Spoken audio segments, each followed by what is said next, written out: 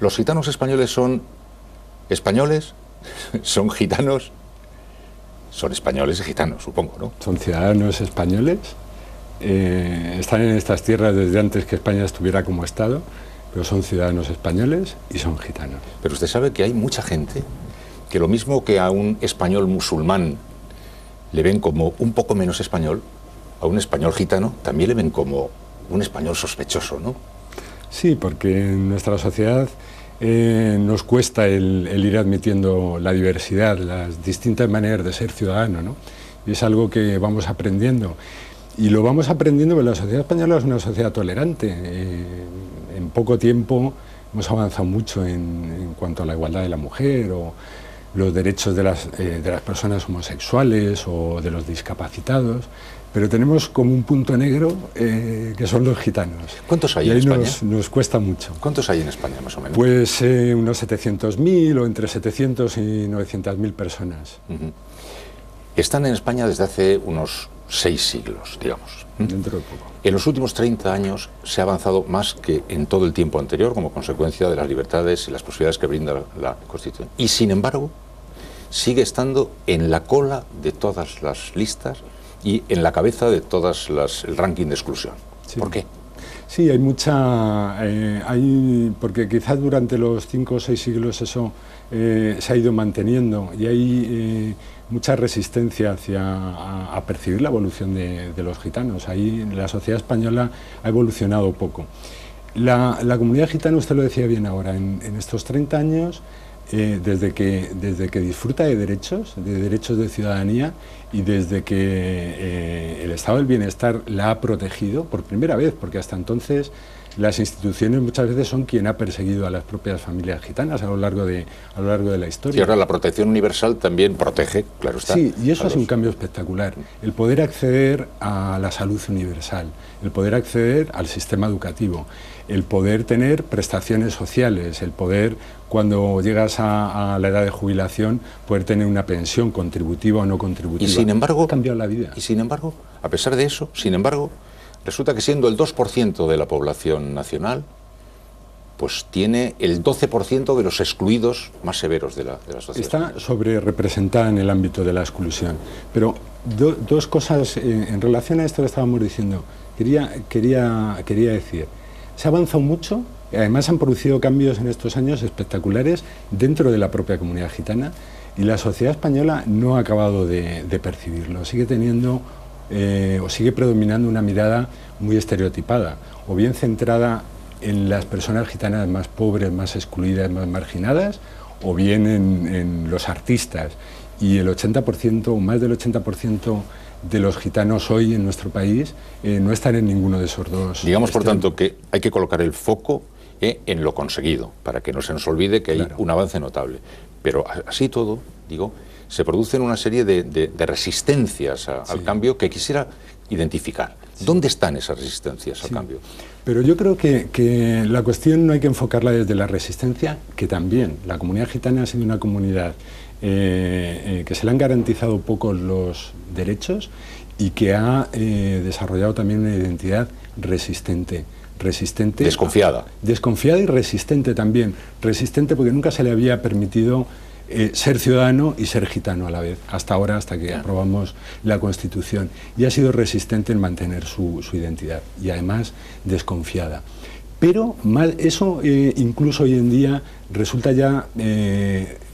tiene algo de estereotipado también, porque realmente las familias gitanas y las personas gitanas individualmente en estos años vienen haciendo un gran esfuerzo por incorporarse a la sociedad, además de una manera activa, por incorporarse al empleo, por incorporarse a la educación o a la vivienda. Y le pongo algunos ejemplos concretos.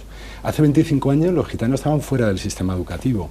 Hoy la mayoría, el 98-99% de los niños gitanos en la edad están escolarizados a los 6 años y hasta el periodo de primaria están escolarizados en su mayoría. Veo que ahí tienen un problema, ¿verdad? El paso de la primera a la segunda enseñanza es donde parece que está ahora mismo un salto difícil de dar, ¿no? Esto es además es una situación de desigualdad tan grande que nos tiene que preocupar a todos como sociedad, a la comunidad gitana también. Sí, y aquí nosotros denunciamos que hay como una cierta complicidad en el que todo el mundo está de acuerdo.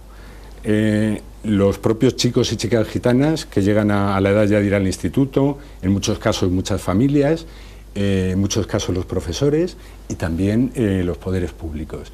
Y un derecho y una obligación como es la educación y finalizar la educación secundaria no se está cumpliendo y eso hipoteca el futuro de la propia comunidad gitana y de esta sociedad. Digamos que en ese caso concreto ocurre, por un lado, una cierta resistencia o falta de tradición de avanzar por esos caminos que hace que las familias y los propios gitanos pues no tengan tampoco impulso para seguir mucho. Y que las autoridades españolas, en el caso de que fuera otro colectivo, trataría de desatascar eso y en el caso de los gitanos pues lo da como por un hecho inexorable, ¿no?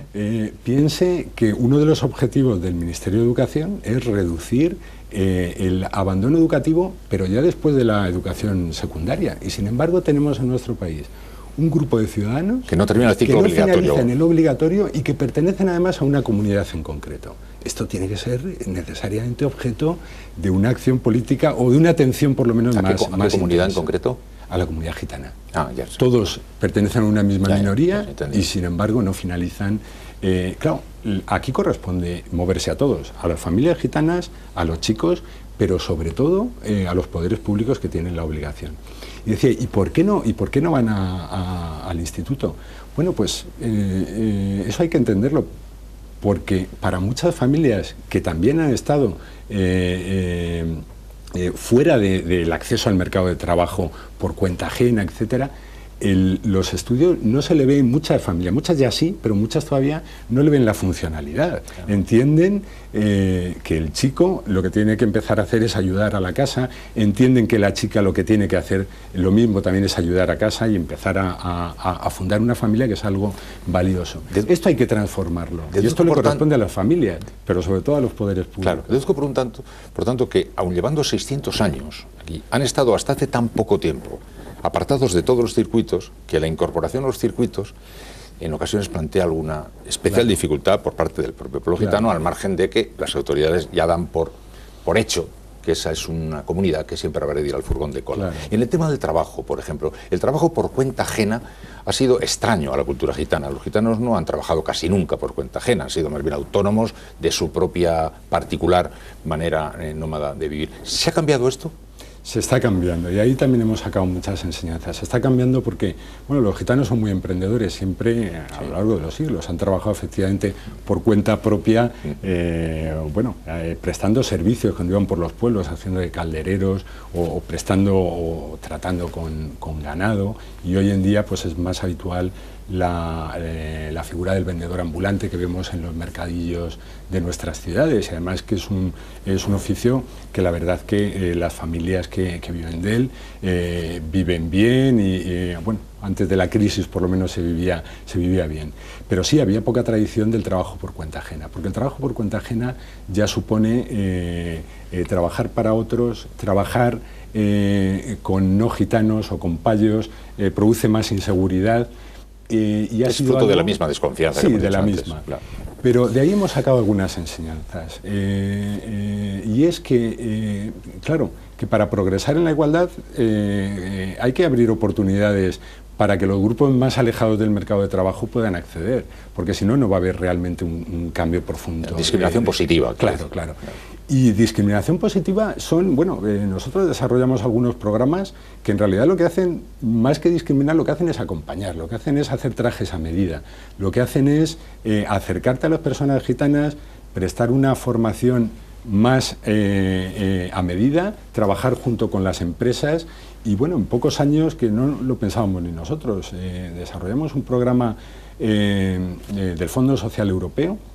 En estos años han conseguido 36.000 empleos. Eso no nos lo esperábamos nosotros. Y son empleos que están trayendo además muchos cambios dentro de la propia comunidad. Son empleos, chicas que están trabajando de cajera en grandes superficies, o hombres jóvenes que han estado trabajando mucho en la construcción o en compañías de limpieza, con salarios no muy altos porque la cualificación de partida es baja, Pero sin embargo que dentro de la casa eso ha supuesto, bueno, pues percibir una nómina de manera estable, bueno, y está cambiando la relación con el mercado de trabajo. Y la vivienda, tenemos por un lado el viejo, tópico, clásico y aún existente problema del chabolismo, que yo quisiera saber hasta qué punto está vivo y está en fase de desaparición, y la integración de la comunidad gitana en el mundo de viviendas más o menos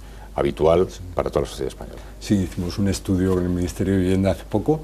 El chabolismo en España, familias gitanas que estén en situación de vivir en chabolas, en poblados segregados, es un 4%. Y hasta un 12%, incluido este 4%, son familias que viven en viviendas de altura, pero en espacios o en barrios muy vulnerables o en infraviviendas. Pero todo el resto son personas que viven y que se han ido incorporando, sobre todo en los años, cuando se ha construido mucha vivienda social en nuestro país, en los años 80, que se han incorporado en los barrios de expansión de todas las ciudades españolas y que viven con naturalidad. Y eso ha sido un cambio también importante, porque vivir en una vivienda integrada en la ciudad te abre oportunidades para el empleo, para la educación, para la salud, para la convivencia con otros que no son gitanos. La vivienda ha sido fundamental para la transformación. Pero, si me permite, el que quede un 4% de chabolismo, eso no tiene sentido. Un país, una potencia económica como es España, un país que hasta la llegada de la crisis ha estado construyendo más viviendas que en toda la Unión Europea en su conjunto. Que nos podamos permitir todavía tener niños viviendo en situaciones de pobreza extrema y en situaciones de segregación, que en realidad vulnera derechos, impide el progreso de esos niños en el futuro, impide el cambio. Eso es imperdonable. Y muchas veces nosotros tenemos claro que no es por falta de medios. No cuesta tanto, quedan 4.000 chabolas, eso no cuesta mucho el realojarla. A veces tiene que ver también con estas cuestiones de discriminación. A veces un ayuntamiento, un alcalde, por buena voluntad que tenga, si tiene que tomar la decisión de erradicar un núcleo de chabolas, se lo piensa porque va a haber oposición de los vecinos. Y ahí hay culpa de todos. Hablemos ahora un momento de lo que hay, del punto de vigor o de debilidad en el que se encuentra los estereotipos antigitanos. La historia del pueblo gitano es una historia, en fin, muy difícil, muy dura, con algunos episodios verdaderamente siniestros, Fernando VI en el siglo XVIII, por ejemplo, pero se trataría de ver hasta qué punto sigue vivo el estereotipo de la sociedad paya frente a la sociedad gitana. Viven así porque no quieren vivir de otra manera. Cualquier intento está condenado al fracaso. Ellos no lo van a permitir. Antes cualquier vecino que un vecino gitano. Sí. Todos estos estereotipos siguen vivos, siguen activos como siempre. Siguen demasiado activos y son muy resistentes a la evidencia, además. Lo decíamos antes, es que ha habido muchos cambios de roles, de comportamientos y mucho esfuerzo en muchas familias gitanas y sin embargo hay una resistencia en la sociedad española a percibir y a querer ver esos cambios. Pero ocurre también que con las minorías, no solo con la gitana, con las minorías que cargan un estigma, este es el drama de las minorías, que además siempre reciben la discriminación, el rechazo, pero aparecen además como los culpables de esa situación. Son ellos los que no se quieren integrar, son ellos los que son racistas, son ellos los que no quieren ir a la escuela, son ellos los que les gusta vivir en chabolas. Sin embargo, si miramos, cuando hay un Estado de Derecho fuerte, las cosas cambian. Si miramos un poco a los gitanos con más atención, en pocos años, relativamente en pocos años, no viven en chabolas, viven en vivienda de altura. Son muy trabajadores los gitanos, además. Su tasa de actividad es más alta que la del conjunto de la sociedad española. Trabajan en los mercados y trabajan cada vez más por cuenta ajena. Van al colegio en la medida que ya se les ha dado oportunidades de ir al colegio. Las chicas gitanas, el rol de las mujeres gitanas está cambiando muchísimo. Y hay chicos y chicas gitanas que, pocos todavía, pero que están empezando a ir a la universidad, y hay gitanos y gitanas que desarrollan otras profesiones. Pero hay una tendencia que cuando se ve a un gitano que no coincide con el estereotipo, con la imagen de la marginación, etcétera, como se piensa que ya no es gitano, se piensa que se ha curado, que ser gitano es una enfermedad y que uno, si ya deja de ser pobre, se cura, y no se quiere ver a todos los gitanos y gitanas que son ciudadanos ejemplares y que llevan muy a gala además su gitanidad. Y que quieren ser además hijos de su etnia, de su cultura y de su tradición. ¿Pueden mantener sin dificultades su idioma, por ejemplo? Bueno, el idioma en nuestro país se perdió hace mucho, también por la presión de los propios... Pero hay un punto de mantenimiento que se intenta sostener. Sí, sobre todo en Europa, con los gitanos europeos. ¿Y no hay un colectivo que intenta reactivar el idioma para que lo pueda ser aprendido por sus niños, etcétera? Sí, lo hay, además como un elemento de su identidad, ¿no? Claro, perder un idioma siempre es un drama. Claro. Y para los gitanos españoles, bueno, quedan palabras, pero se perdió. ¿Y no quieren recuperarlo? Sí, hay intentos, sobre todo, bueno, pues los activistas que quieren fundamentalmente eso, dotar de identidad y recuperar algo tan valioso como es el idioma. Y en muchas familias donde persiste, en familias españolas, donde todo el mundo utiliza el caló y habla en caló, claro, se siente como algo muy propio que hay que proteger y que hay que cuidar y que hay que transmitir. Pero no es fácil transmitirlo. No es fácil transmitirlo, sobre todo, y volvemos a la debilidad y al poco cuidado que se tiene en cuidar la situación. Pues se entiende que hay que curarle de esa enfermedad, nadie les va a ayudar a mantener. Claro, pero gastamos muchos recursos y lo entendemos muy bien cuando hablamos del valor de los idiomas, con el gallego, con el euskera, con el catalán, pero lo gitano, como todavía realmente no hemos aprendido a valorarlo, a darle dignidad a la identidad gitana, pues es algo que luego se nos escapa por todas partes. Pues a ver cuánto tiempo necesitamos, ¿verdad? Decía un día Francisco Umbral, dicen los gitanos que no se les quiere porque venden droga. Y dice, antes vendían burros y tampoco les queríamos. En el fondo, ¿cuánto tiempo más hace falta para que la sociedad entienda que esa comunidad habita entre nosotros y forma parte de nosotros desde hace muchísimos siglos, y que es uno de nuestros rasgos, aunque sea un rasgo agudo, etcétera? ¿Cuánto tiempo más se necesita? Pues nosotros esperamos que no mucho, si se producen avances en temas centrales. Los cambios, cuando llevan aparejados cambios culturales, a veces hay que pensarlos con generaciones vista, ¿no? Hay que pensar en los hijos, hay que pensar en los nietos.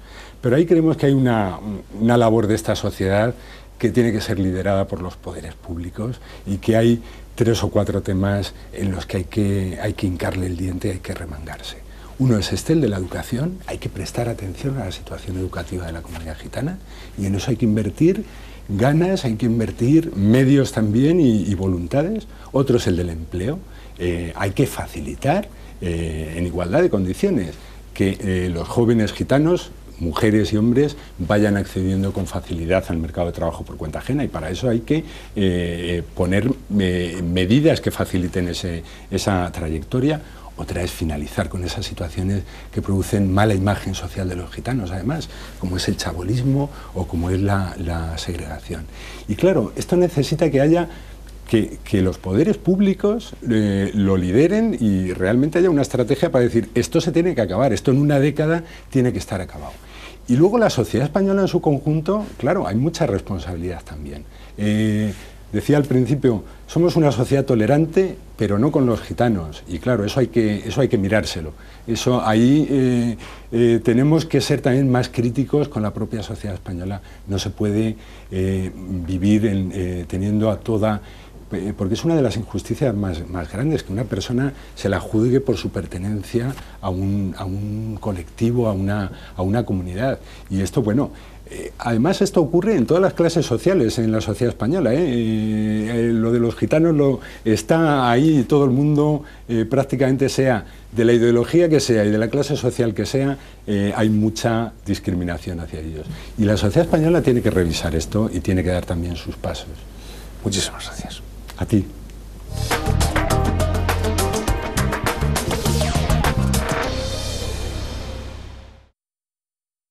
Saludos, esto es TNT Plus. Gracias por seguir acompañándonos.